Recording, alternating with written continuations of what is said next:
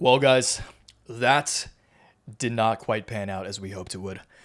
It looks like we are going to have to make Waves Day a different date because Opendoor and Veritone, which were two of our largest positions within the Waves portfolio, didn't manage to pull through. Their earnings reports, in my opinion, were very solid, but unfortunately, the market reaction didn't really meet our expectations, which is okay. And we'll talk more about how to handle losses as a trader a little later in the video. But you know what? It's okay. November 6th. I don't really like that date anyway. I'm sure we can find a better date with better flow in the future because there are always more trades in the sea. We have more earnings reports on the horizon. I will shout out those companies a little more later on in the video. But right now, we're going to focus on Opendoor and Veritone, two of the names that we've been talking about a lot here on the channel. They reported earnings, as I'm sure all of you are aware, on November 6th. As I just said, I think the earnings reports were good. We are going to take a quick look at what I believe to be some of the highlights from these earnings reports and what I really like to see about them for both Opendoor and Veritone. But as I just kind of alluded to, I do want to talk about my perspective on this. I want to reference my newsletters from Thursday afternoon, right after the earnings. Give you guys my real quick, just kind of my immediate reaction to the earnings themselves, as well as the market reaction, and talk about the day after and kind of just the macro, because the bloodshed, the bloody macro backdrop really clouded these earnings reports, which we'll talk about as well. Moving forward too is something to keep in mind. So, we'll discuss everything that's going on right now, discuss the macro, discuss some of the specifics of these reports, and then of course jump into the charts and kind of give you guys my updated thesis on what these stocks could do over, I'll say the short to medium to long term, given these earnings reports and the price action that ensued immediately following the earnings reports. Okay. So before we dive into it, before we talk everything that I just said, the members are going to see this one first. So thank you if you are a member of the YouTube channel. I'll probably release, 24, 48 hours, the usual after. But most of my videos these days, because realistically, this is a niche audience. We're doing something niche, which is trading options and kind of trading these niche stocks. So considering I spend the far majority of my day writing these newsletters and trading, and I have a family. You guys have to understand that this is the most, it doesn't really make any sense for me to just keep pressuring myself to make videos without, a little something at the end, because ad revenue, which is what I was going for at the beginning of the statement, ad revenue is meaningless. So if you want these videos, early, or some of the videos I just don't make public at all, it's going to be the join button below this video. It's $5 a month. I personally feel that's incredibly reasonable, but completely up to you. Thank you if you join. Thank you if you are a member of the Waves YouTube fam. And of course, if you want to trade with the Waves team, if you want to know how I'm trading my personal portfolio and receive all of my daily newsletters on a daily basis, that's the first link in the description or in the pinned comments. More on that later on. Let's talk Opendoor. So, kicking it off with the immediate reaction. Well, team, this definitely isn't the after hours presentation I was hoping to deliver, but I would be lying if I said that I was surprised. Personally, I thought both Opendoor and Veritone's earnings reports were solid, not too amazing, but solid. Unfortunately, the markets were so bloody today that the macro fear and doubt heavily clouded the actual results, at least in my view. The bar was set unachievably high from the jump. Before we discuss specifics, I want to make it clear that I also wouldn't be surprised to see these stocks close the day in the green tomorrow. Which is funny because Opendoor closed literally as close to green as you possibly could, which is insane. We'll talk about this more as we dive into the charts, but how crazy is that Open closed the day with triple zeros? So that said, let's go into right off the bat. I'll just say this: I'm only going to discuss this statement from their new CEO. I said it in in the last Opendoor video that I wasn't playing this earnings call because I believed that they were going to announce some crazy blockbuster revenue in the previous quarter. I was playing this earnings call. I was playing this earnings call because I was betting on the fact that the CEO would say something like he said here. And he did. So let's read this. We are... Okay, sorry. Here, I'll start with this just to set the precedent for those of you who aren't aware. Opendoor Tech, the online real estate platform whose stock has recently attracted a surge of meme-like attention, will ride the AI wave to profitability, according to its new chief executive. So this is their new CEO, Kaz N. We are refounding Opendoor as a software and AI company. CEO Kaz said in a statement that accompanied the company's third quarter results late Thursday. In my first month as CEO, we've made a decisive break from the past, returning to the office, eliminating reliance on consultants, and launching over a dozen AI-powered products and features that demonstrate our renewed velocity. So I'm just going to read this right here. I like the new CEO, and I like everything he had to say in Opendoor's earnings call.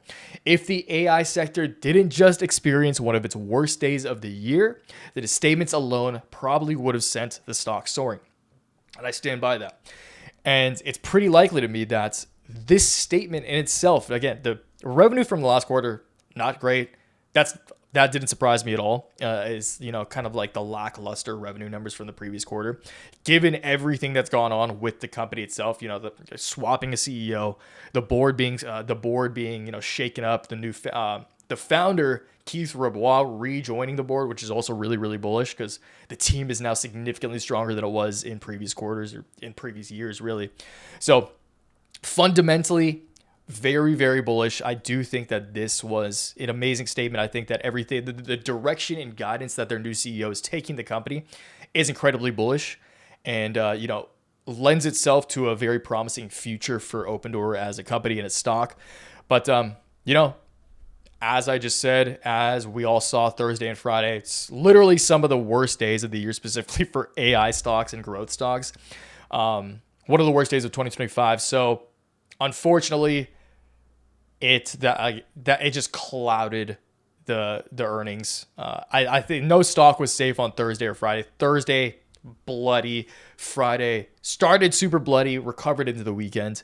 But yeah, it's funny. The market has a funny way of reminding you how diabolical it can be sometimes. Again, we'll have to wait and see how the session ahead pans out, but this timing really did have a tinge of evil to it. So Veritone, we'll move on to Veritone. But on that note, before we discuss Veri, I'll just talk kind of about that and talk about, how I think of failing as a trader, okay? Because failure sucks. Okay, especially if you're playing a trading game, failure absolutely sucks. Okay, but you guys know the old cliche. It's you learn from your successes, but you learn a lot more from your failures because failure has a lot more emotion. You feel more emotion when it comes to failure. At least in my experience, when you fail, it's like the pain of failure outweighs the bliss of success. If that makes any sense.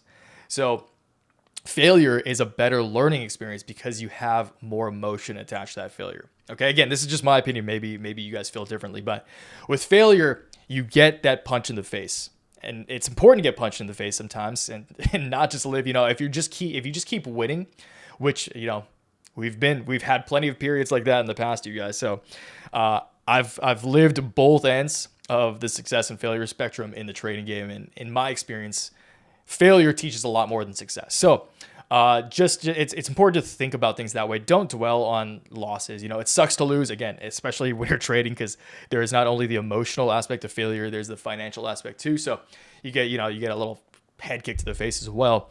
But again, it's all a learning experience. You get up stronger. Keep your chin up. There's always more trades on the horizon, and we have more of those in XPEB and on. That I'll discuss a little bit later, but things don't always go your way in the trading game we play, and that's just a reality embedded within the nature of the beast. It's important not to dwell on your losses, at least not for too long, but instead to focus on the next win. There are plenty of trades in the sea, and I believe that this extreme fear will fade, given the fact that this is mostly non-data driven panic selling. I believe it'll fade fast. Okay, so as you can see here on Friday, earlier in the session, the markets dipped pretty deep into extreme fear. Again, jobs, the jobs market is shaking up. There's a lot of micro factors bubbling beneath the surface that I understand why investors are feeling a little hesitant. Is extreme fear warranted? I don't think so.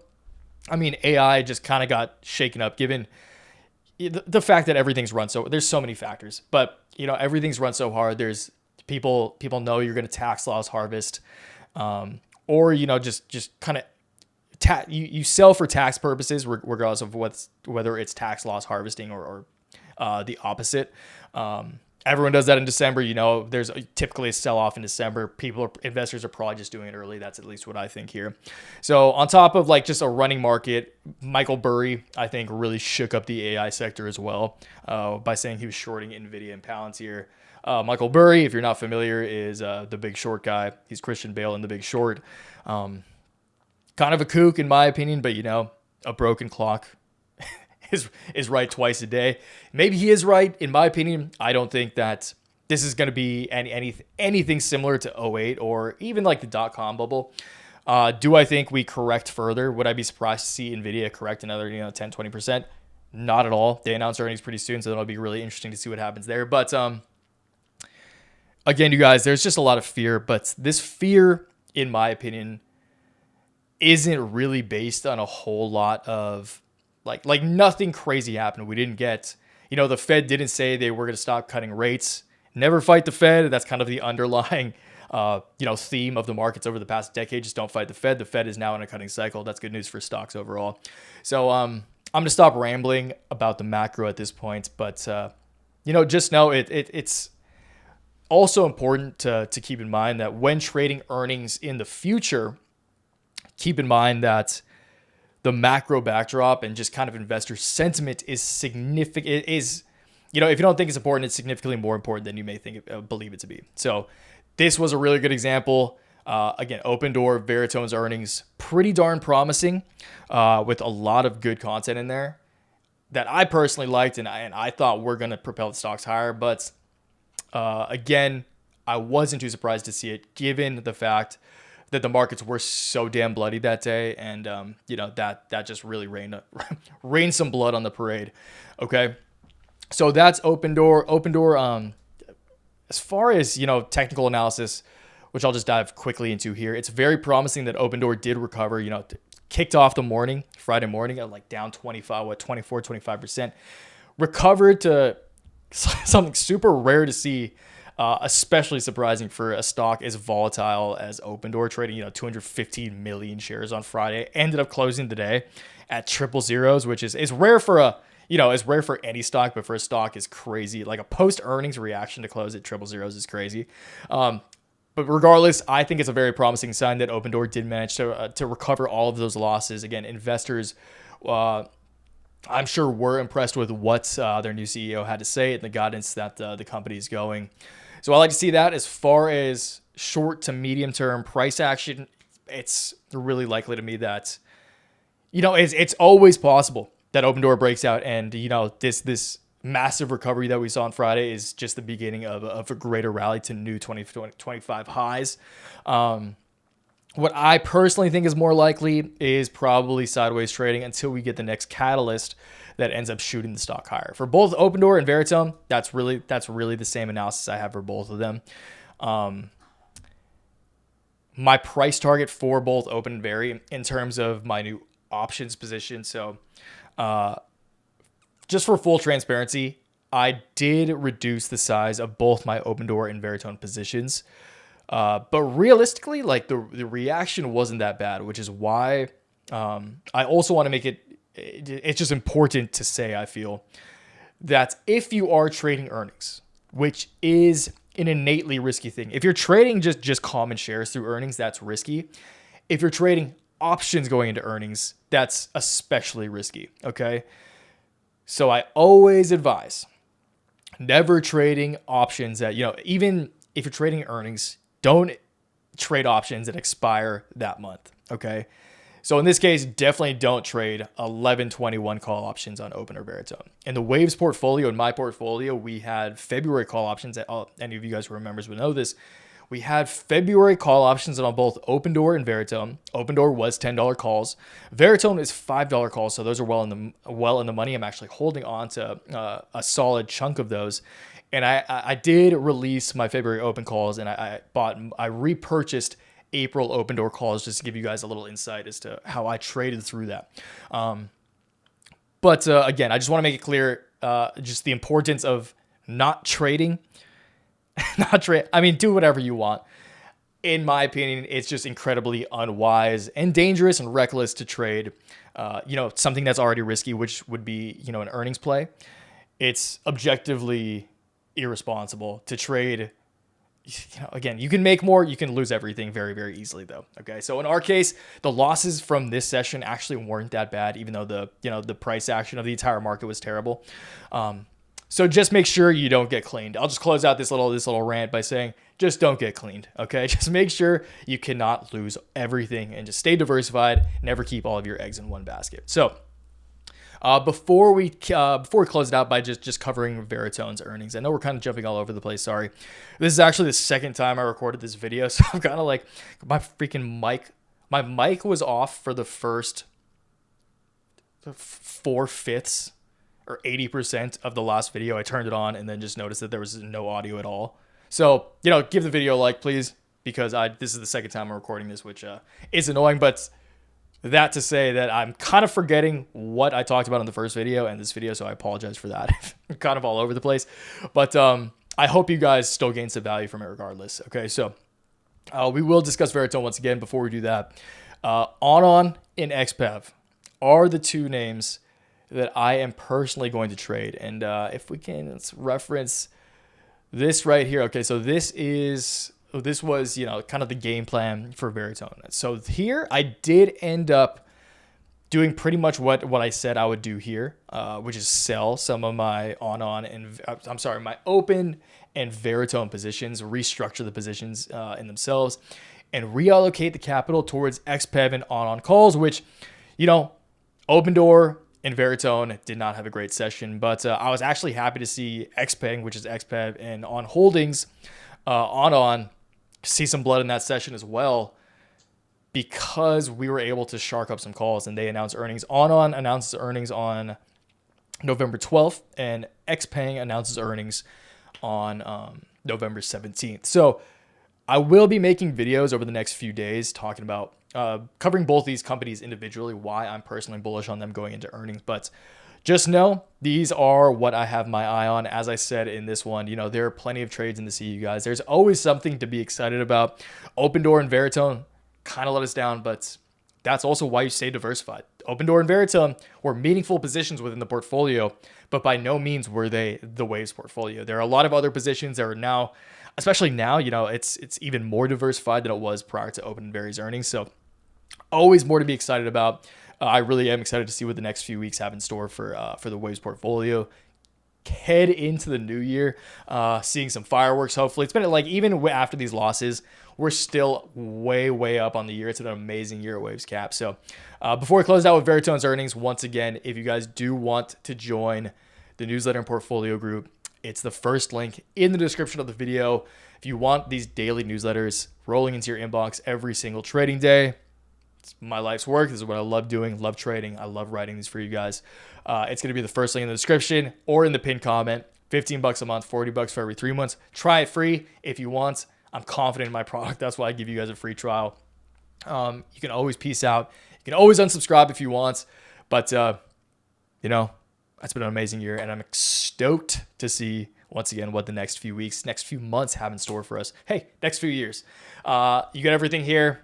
It's where I just told you to find it. So thanks if you joined. If not, no worries. I hope you gained some value from this video. Let's just go over some of these Veritone numbers. So here are the numbers. If you guys want to pause it, I'm not going to read over these. All of this, good stuff. I liked what I saw all over the place as far as their previous quarter goes and outlook goes. But what I want to focus on, similar to Opendoor, is the statements from the CEO. So CEO Ryan Steelberg opened by emphasizing Veritone's transformation over the past 24 months, stating that Veritone has not only regained its footing, but stands stronger, more focused, and more strategically positioned than ever before. He announced the retirement of all term debt and repurchase of approximately 15% of outstanding convertible debt, reducing annual debt service from over $14 million to approximately $800K, and noted our annual debt service burden has now dropped, a transformative shift that fundamentally strengthens our financial foundation and future trajectory. If you guys have ever been in debt, which I'm sure most of you guys can relate to, I know I have before in the past, it is a burden, okay? It's a weight on your shoulders, and not having debt allows you to think with a lot more clarity than, having debt does. So I love that. I love that Veritone, they're making a whole bunch of new partnerships, strategic partnerships with big names like ESPN, the NCAA, Newsmax. Their product, what's their freaking Veritone product? I can't remember, like AIware, I believe it's called.